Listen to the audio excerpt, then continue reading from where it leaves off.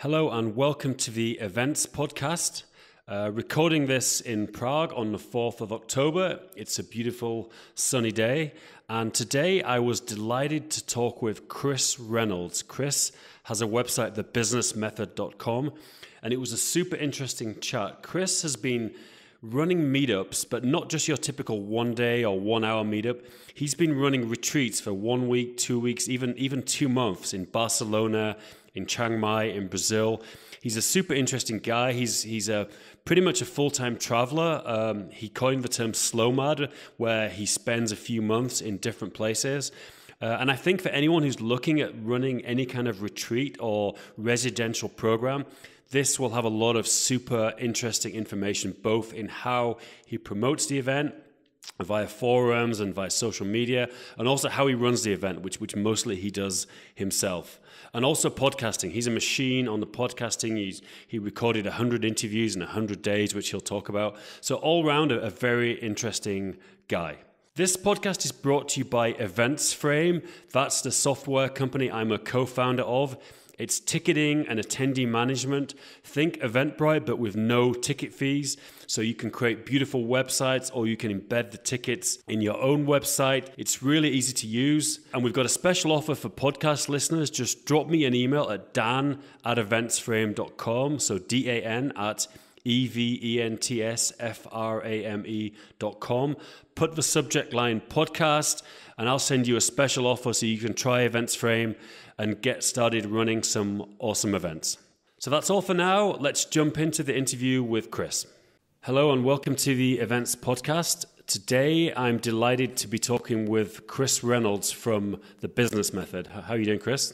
I'm fantastic, Dan, and I'm excited to be here. Let's make a great show. Cool. Chris, we only jumped on the call a minute ago. Where are you actually located? You didn't tell me. At the moment I am in Chiang Mai, Thailand, getting ready for our event that's coming up in a few weeks that you guys have actually helped us with. Cool. Yeah, we'll get onto that later. Now, you're kind of, it seems to me, a true digital nomad. Are you completely nomadic, or do you have a home base? Earth is my home base. Yeah. But I don't feel like a digital nomad, to be honest with you. Nobody self-identifies as a digital nomad, do they? I mean, yeah. I've dipped in and out of that life a lot, and it's kind of, it used to be a cool thing. Now it's not so cool as a term.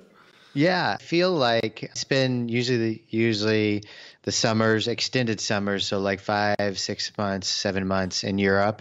So that's kind of my base for the summer, and then Asia for a couple months for the fall, and then winter I go home for a month or two to the States, and then Brazil my girlfriend and I do like 3 months in Brazil in the spring. So those are our bases.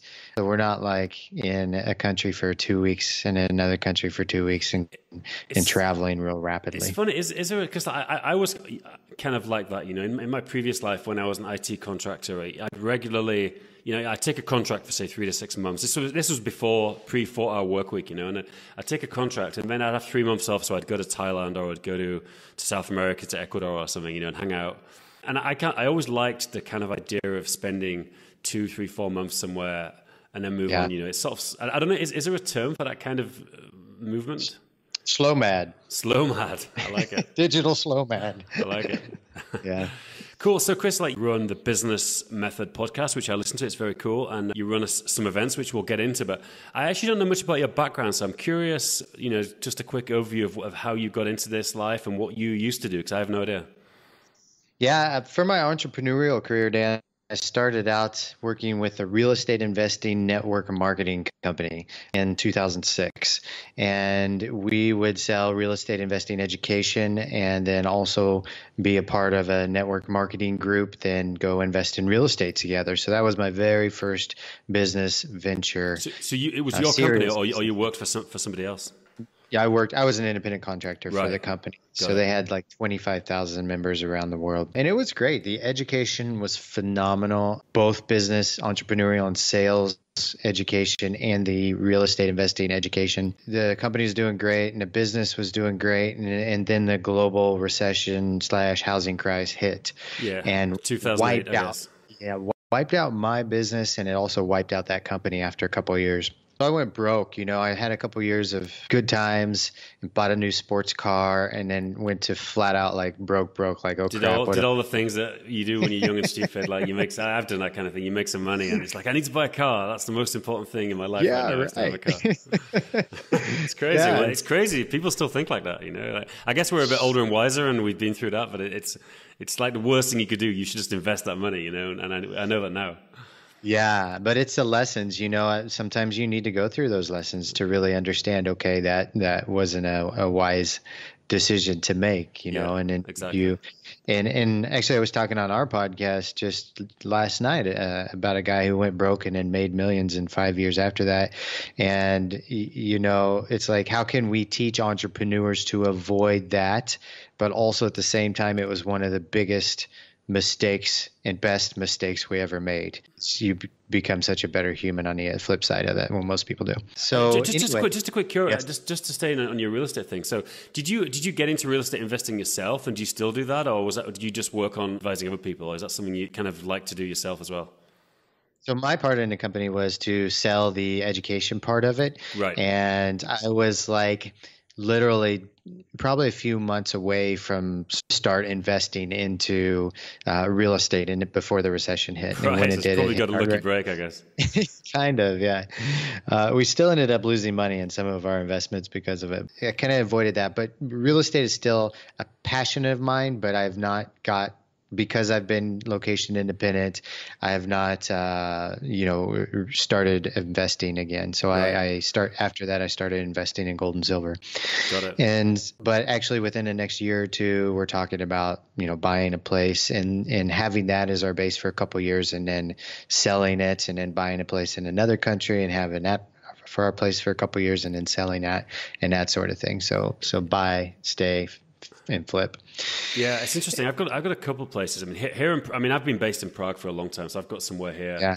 And actually, just together with a friend, I spend a lot of time in Austria in the winter. I'm really into skiing, snowboarding. I used to teach in a resort there, and I've wanted to buy a place there for forever. And me and a friend actually did it this year. We bought a place together, which kind of more and more people are doing this. Buying a bunch of places, with a group of people. Yes. And it's cool, and we're renting it out in between, Booking.com, Airbnb, and that kind of stuff. And I'm thinking about that model maybe again for more places. I spend a lot of time in Asia, and I have a team in Cebu in the Philippines. It'd be great to get a place there. Maybe do something similar, Yeah, absolutely. I mean, I think that sounds like a genius idea for Well, sure. time will tell, I guess. Yes, Yeah. and actually, we were thinking about going skiing in Austria this winter. So maybe You can stay in our maybe I place. can You link can up. stay for free. Yeah, Let me know. Just let me know when you want to go. yeah. Thank you. I appreciate it. Cool. So where were we? Yeah. Okay. So you were talking. Real Yeah. estate? So the business. So what was the next step? Where did you get on? What did you get into next? So I went flat out broke, and actually I returned to the Midwest. So I was living in Phoenix in the west, kind of southwest of the United States. I returned to the Midwest where I grew up, helped my friend reestablish his life after his wife passed, and he helped me reestablish my life after I went broke. And so he was a farmer, and so I just kind of worked on his farm for 9 months or so, and to get back on my feet. Wow. And then it started reading our most famous book in the community that you and I hang around with, Yeah. The 4 Hour Work Week. And Bible I just think everyone we know pretty much. yeah. And I engulfed my life into it, Dan. I think I read it 4 or 5 times, and I listened to the audio at least a dozen times, and I made it a study guide. And when I read it, I was like, I know this is for me. So in Sure. 2009, yeah, right around 2009, I started building niche websites online, and I wanted to create that income so I could be abroad, live abroad, and still have some money coming in. So I started to produce some money from that, and then I decided to buy a one-way ticket to Costa Rica and spend a year there, and landed in Costa Rica, got a place to rent, continued to build business. Then I got into How long? So how long did you spend in Costa Rica out of interest? we stayed 13 months there. Cool. I haven't been. I was in Panama recently, which is right next door, and I loved Panama. That's a place. I imagine it's a lot less touristy than Costa Rica, but I really enjoyed it. And I'd like to try Costa Rica as well. Which part of Panama were you in? We were on the Pacific side. I'm really into surfing, so we stayed in a few. Playa Vanau was the beach. It's kind of middle of nowhere, but we stayed in Panama City for a few days in Cusco Viejo, I think it's called, the old town, which was cool. And then I never went to the Caribbean side, but I'd like to try that as well. There's an island town, Caribbean side, called Bocas del Toro, I've and heard it's of that, fast. yeah. Yeah, it's like 5 islands, and you just hop and take a boat to each island and go surfing and hang out, and it's beautiful. Nice. So Beautiful Costa place. Rica, you were on the beach hanging out or in the city? Where were you? Yeah, we Beach. were 5 minutes from the beach. Yeah, and we got a house, and there's monkeys climbing in our roof every morning when we woke up, and it was a real Costa Rican life. Like Nice. yeah, it was great. But the internet went out all the time. This is 2011 too, and so Yeah. we'd have a rainstorm, and then internet's gone for an hour, so we'd Right. have to break and then get back to work a little later. So then I started this project because I knew when I wanted to travel, I wanted to do some really cool projects. So I created these charity adventure trips, Right. and we would like climb the tallest mountain in Costa Rica. And we raised a bunch of money for malnourished kids in Costa Rica, and or excuse me, children with developmental disabilities. And then after I left to Costa Rica, I moved Could to I Peru. sorry, I need to slow down. 'Cause Yeah, yeah, this yeah. is interesting because for me, I'm really I like to geek out on events, and that's what we talk about. And I guess Yeah. that was the first live event you ran. I guess these charity events. First outside of the U.S., yes, Yeah. yeah. Cool. And And how did you promote them, and how did you go about running these experiences?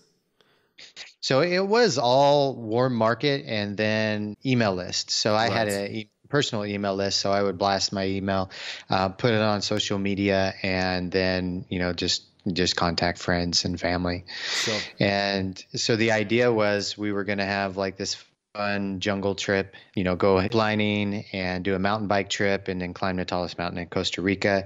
And while doing that, promote it online to raise as much money as we could for this clinic, excuse me, that's run by nuns in the capital of Costa Rica called San Jose, that need some money to feed the kids. They took care of a bunch of kids with developmental disabilities. Yep. Yeah. And so we just promoted it through those networks, and we had so much fun at the end of the first event. I asked everybody, should I do this again? Everybody's like, yeah, do it again. And I said, well, I'm going to Peru for next year. And they're like, yes, we're in, let's do it, whatever. And I moved to Peru and Cusco. No, 'cause I was actually just in Peru for the first time this year, just in Lima. Actually, I had an event there, so I went out for a few days, and it's a really cool place. Actually, I was surprised how much I enjoyed it there. Yeah, I've never made it to Lima. I heard really great things about it, but I've never Yeah. spent any time. So I was up in the mountains in Cusco, and for people that don't know, that's the dropping off point really for Machu Picchu. Yeah. So there's this valley in between Machu Picchu and Cusco, which I think it's about 100 miles or so. That's called the Sacred Valley, which would be 120 or 160 kilometers. And in this valley, I found this village and this family that did these charity projects, like creating greenhouses and sustainable miniature farms for other villagers in the area for children who were malnourished at their school. They would hike, an hour a day to go to school, and then they'd only have like potatoes and rice to eat, and they'd be tired and sluggish, and then they'd hike an hour to go back to home after school. And a lot of times this was a 12-hour period for these kids. So they get up at 5 a.m., hike to school, try to be there around 7 or so, spend most of the day, and then have a long hike home. And sometimes this is through the elements. So like raining, cold weather. And in Peru too, in these villages in the Andes, if the family's out working on the farm and the kid's going to school, like say the child is 12, 13, 14 years old, even 10, they have to take their infant siblings with them too. So Right. you have these 12-year-old girls with these infant siblings on their backs that are, that they're walking through the mountains in the rain and stuff. So they're very malnourished, but they have, a free open life up there. But anyway, so they were doing these projects to feed these kids. Said, okay, well, we can raise some money up and let's find a good village and a good school, and we can build a greenhouse and a sustainable farm to where the kids can use the little farm for their classroom, and then also grow some healthy vegetables and fruits so they can feed themselves. So then I did the same promotional and marketing strategies that we had for the first event, went through warm markets and social media. And I think we ended up raising like $12,000 for the school. And that was back in 2012. And it started out as just 1,000-meter greenhouse slash square meter slash greenhouse slash farm.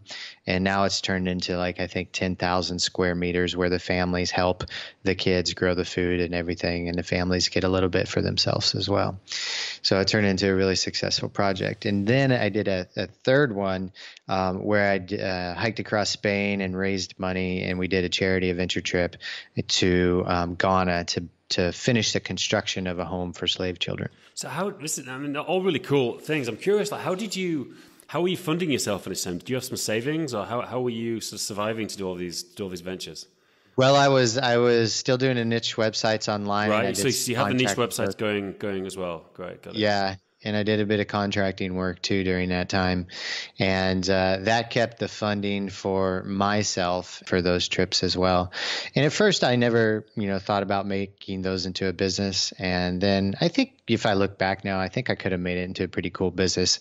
But, I moved on since then, and it was fun events projects to start. It's interesting that you just did one of each. You didn't repeat them because, a lot of people would just go back and do the same thing because it's kind of simple. You obviously wanted a bit of a venture yourself and try some new things as well. Keep it interesting for That you. was it. That was it. Yeah, that was it for sure. So what was next then? You did the 3 or 4 charity events, and you're in Spain, I guess, at this point. What was your next step? So one thing I really realized over those 3 years that I was doing those events and traveling is that I really missed my tribe. Like I had a really great tribe in the States, but when I left the States and started traveling, that I wasn't surrounded by entrepreneurs, and I longed for that, or people that were in the personal development industry. So I landed in Barcelona, and I love the city, and I put it up on a post for an entrepreneur forum that you and I are both a part of.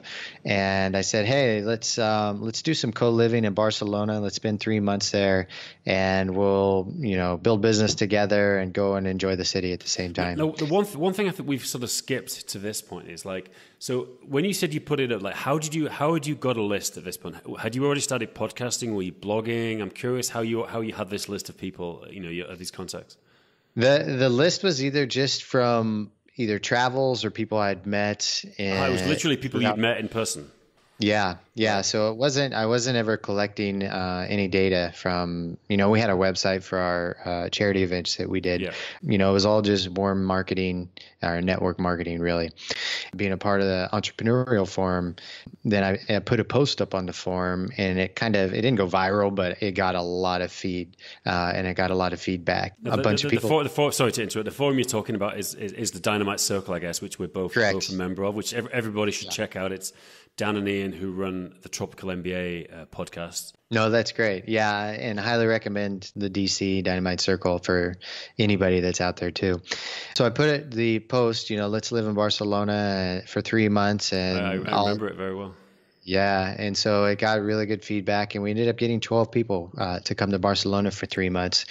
And that was the fruition, the start of what has become really kind of the events that I do today. During those 3 months, we figured out how to do masterminds, how to be incredibly productive, how to collaborate together, how to set goals together. And at the end of it, I presented it to all the people that attended that event, that I was thinking about making this into a business, and everybody overwhelmingly said yeah. So I then created the Entrepreneur House. So I'm just curious, the 3 months, because that's a crazy long time to run an event. Like, did you have like a schedule? Like you're like, I'm going to do this on this day, and was it activities every day or every week or every other day? Like, did you have a plan, or were you kind of winging it as I winged it. I completely winged everything. And it worked out really well. Everybody was really supportive, and they were great. But after, that first one, I really learned how to run logistics and how to manage people for a long extended period of time. Yeah. And so then right after that, 10 days after the finish of that one, then I launched another 2-month event, and then a 1-month event, and then another 1-month event after that. What we discussed on your podcast is you're gradually getting shorter and shorter with these events. You're getting more focused and less time. Yeah. And what are one of two things? One, it's just, as I grow older, I don't want to spend as much time doing long extended events. And also too, I realized, Dan, like when in the right productivity structure, people could get just as good results as they were getting in a month. So point. now we do an event that's 10 days long, and I see people just knocking the cover off the ball with getting results similar or even better sometimes than what people were getting in a month-long experience. Definitely. So let's talk about Entrepreneur House. So marketing wise, you posted in the forum we're a member of. Obviously now you do a lot of podcasts. Have you kind of used the podcast to get people to come to your events? Has that been kind of a marketing channel as well? Absolutely. Yeah. It's a huge marketing channel because both from guests of the podcast and from listeners of the podcast. It's one of the main ones we use now. And I'm curious, as someone who's new to podcasting, like when you post, you put the podcast up on your site. Do you put an email opt-in on every podcast episode to try to get registrations? Absolutely. Yeah. Because I think I'm seeing more and more people are using podcasts to try to promote their events, and I guess the thing about it is, it's you've got to take it as a long-term venture because it's not going to, no one's going to listen for the first few months, So the only way to do it, I guess, is if you're in this business for a while, and you're going to build a long-term profile on it. I would presume. Yeah, absolutely. Basically, your promotion was the podcast. Is there anything else you were doing in terms of promoting on social media? Were you doing it, putting out content, or anything else? Yeah, I would create posts on Reddit and different entrepreneurial platforms, and of course post on Facebook and different social media platforms to get people to attend the Entrepreneur House events. Which would you say were the most effective? You said Facebook, Reddit. I mean, like what would you say, like 80-20 wise, what got you the most people in terms of the sort of online presence? I would say, still the majority of the people were from more warm networks or groups that I was a part of. Yep. Some of them, but I would say at that point, Dan, like all platforms were pretty even. I wouldn't say there was a lot coming in from one platform. Got it. So, and that being said, I wasn't doing Facebook ads. I did it a couple years later, but at that time I was just putting, posts in different Facebook groups or posting on my wall or that sort of thing. Got it. So that's what that was looking like. Yeah. How did the Facebook ads work out, by the way? Did that get any attendees? It did not. No. But we didn't go heavy. We didn't go heavy on it. Sure. Yeah.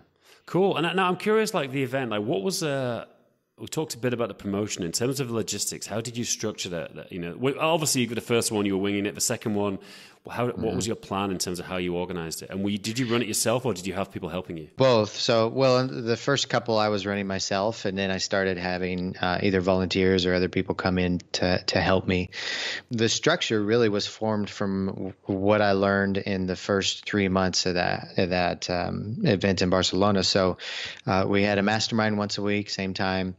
We would meet at one of the apartments that we were living at. And then basically on the weekends, we get a group of amazing people, things start to organically happen. So the social part of it, I would schedule some dinners and some meetups, but the social part of it, those folks, those guys just kind of took care of it on their own, and they say, hey, let's go climb a mountain this weekend. And everybody's like, yeah. And so they go and do that.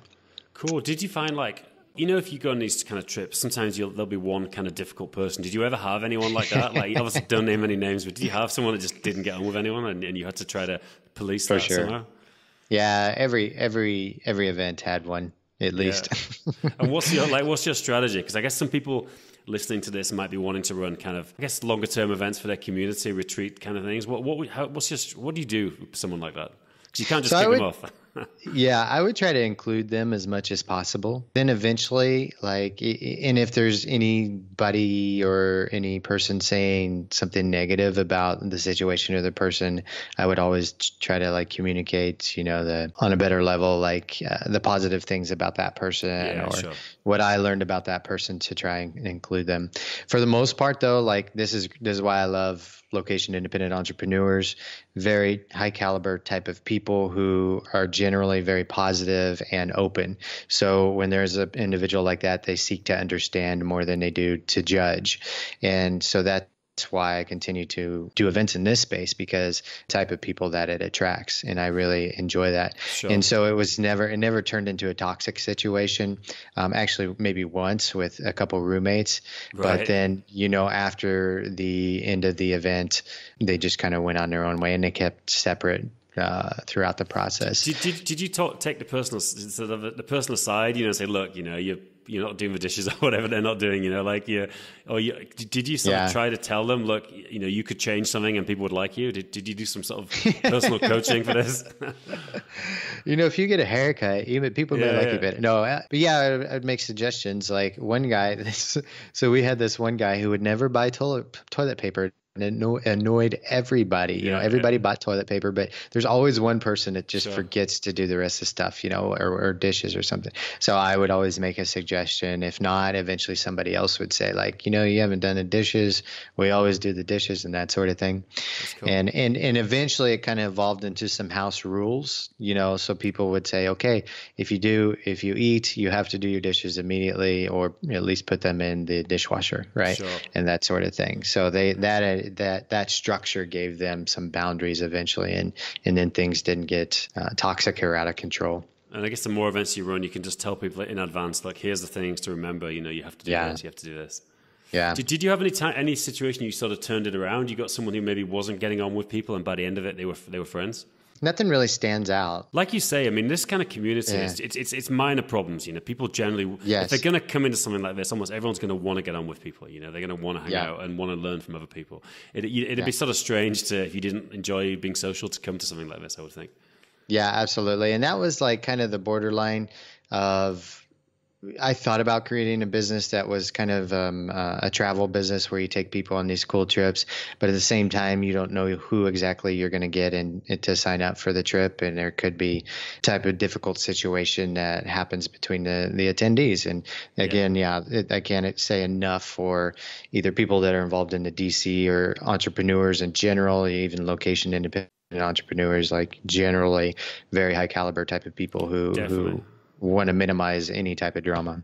Yeah, and people that want to learn, people are open to, always want to learn from other people, like it's not just trying to impose your view on someone else. You speak to someone, you want to learn something from them, Mm-hmm. Very much, very much. Now, have you, in terms of how this is going, so the next event is, I'm going to lose the family-friendly rating now, but it's called Getting Shit Done. Now, my first question is that a good name? Like my opinion is like, it's memorable. No one's going to forget it. But I obviously I don't care about swear words and things. But you might lose some, like people. Or have you not found that?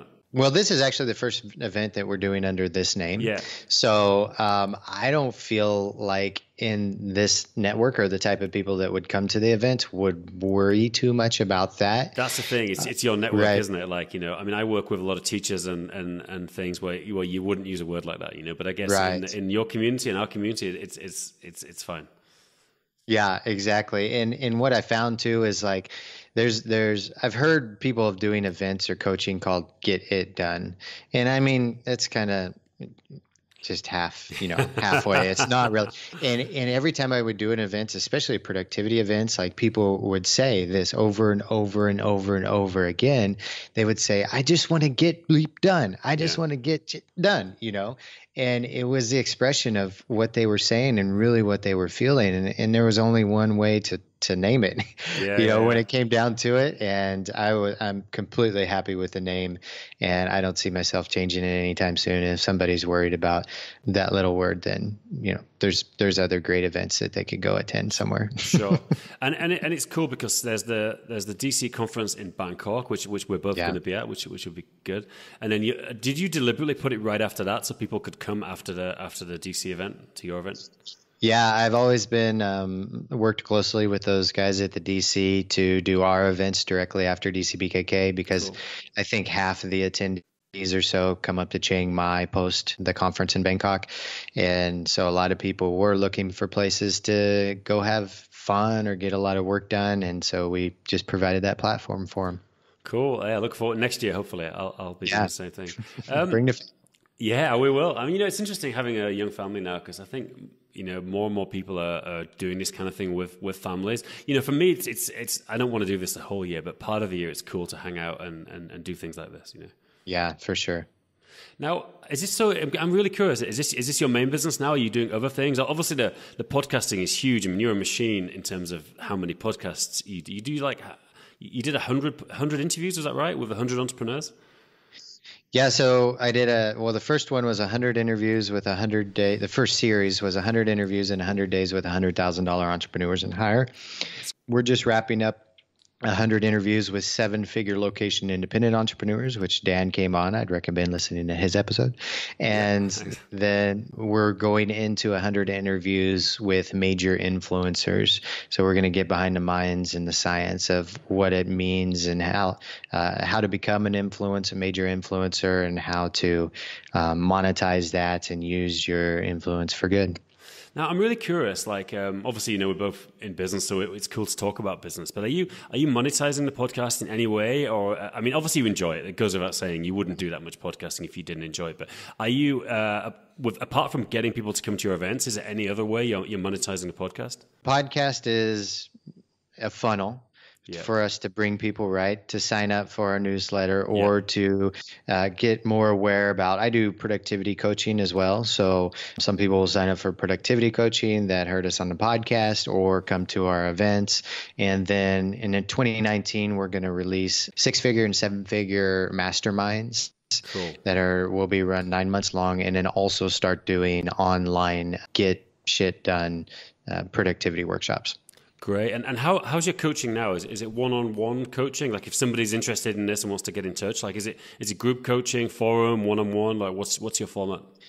It's one-on-one, minimum 3 months, and we put you in kind of the system that I've been using for the past 10 years to be more productive and to set goals and to focus on 1 or 2 big business goals to really take that person's business to the next level. Great. I think that's pretty much everything from my side. Is there anything you'd like to promote in terms of what you're doing? Obviously, the businessmethod.com, I guess, is where people can find you. Yeah, check out Business Method Podcast and then the businessmethod.com. Our events here in 19 days, get you done live in Chiang Mai, Thailand. Feel free to beep out any of those words if you want to, Dan. It's too much hassle. I'll just lose my family friend, whatever it's called, the rating on iTunes. I don't think they check too often. I don't think they check too much. Yeah, and that event is October 23rd to November the 1st. And I honestly, if I've got a really quick trip to Thailand, but I would be going on this event if I could. It looks really cool. And you have a newborn baby too. That's the reason I can't come. But next year I think I'll bring him if he doesn't annoy the rest of the attendees. I guess he won't be in the room most of the time. No, yeah, we have private rooms and everything. So, cool. Yeah. All right, Chris. Thanks very much. It's been a pleasure to talk to you. Thanks, Dan. Thanks for having me on the show. Do you want to sell more tickets to your amazing events? EventsFrame event ticketing has been built to minimize the amount of time it takes to buy a ticket. Result? You sell more tickets. Check out eventsframe.com.